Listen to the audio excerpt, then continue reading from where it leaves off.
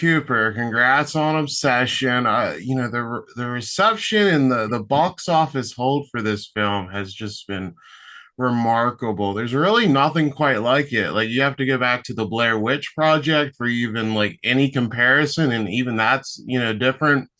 When did it hit you that this was really becoming a phenomenon and even more than just this breakout hit for you? I think it just goes back to, when the script was written and filming, like it was a very special time on set, very magical. We were pulling off things I don't think a lot of other people could pull off, especially with that budget. And it was just like we were like, there's something here, and it's going to be very interesting to see how people react to this. And so it's been a ride. And you and Curry Barker, you guys made some hysterical YouTube sketches. You made some great short films, Milk and Cereal, which is one I love. Did doing a film like Obsession feel different in any way, or was it still just working with your friend and creative partner?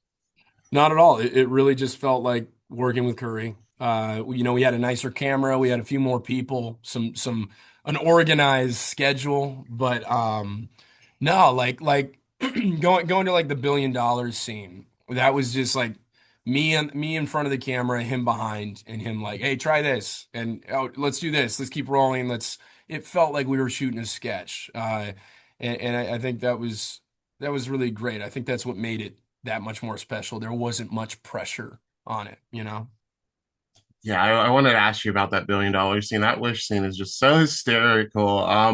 How was it just having all that money falling down on you? What was the filming actually like?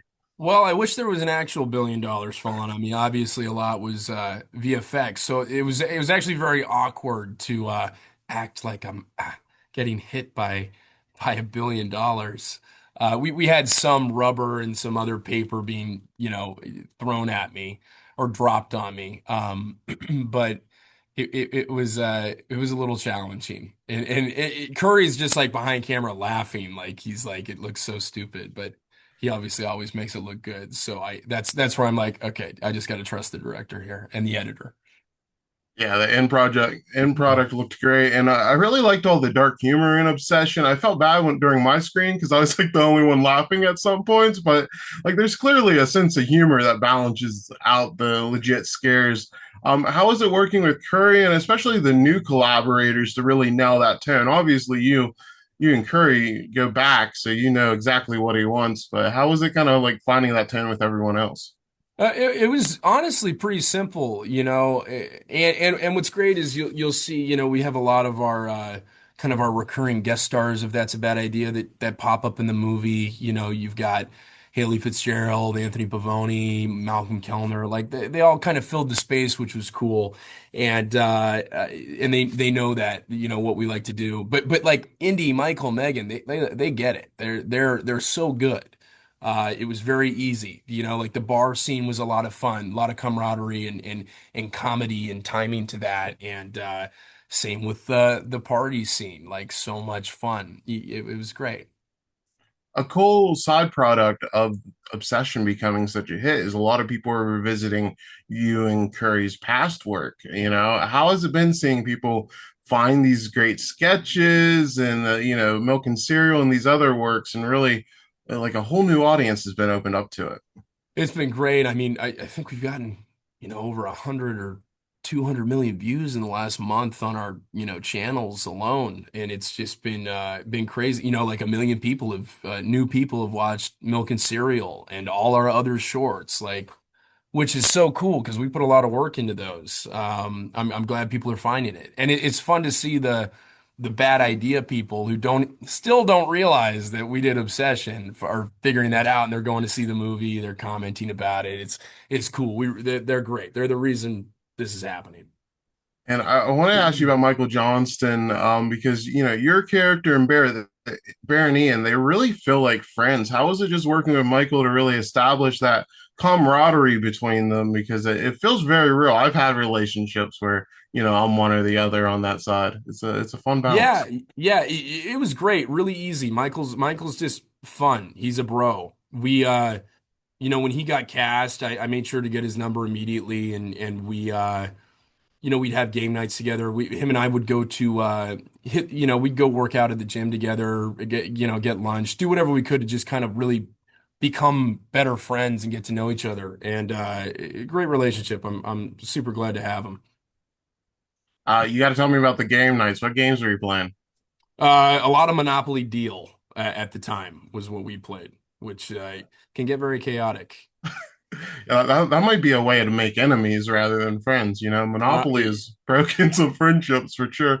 yes. And you're obviously a very creative guy. You know, you're writing, you're doing all this stuff. Do you want to also be directing features down the line, or what's kind of your goals? Yeah, I think down the line I've got a vision for a few things. It's so cool to watch Curry do his thing though. He's thinking about 20 more things than I am. That's great to kind of sit back and do it with him. I direct some of the sketches and everything. We'll see what happens. I just love acting and writing and kind of being there and supporting and helping out.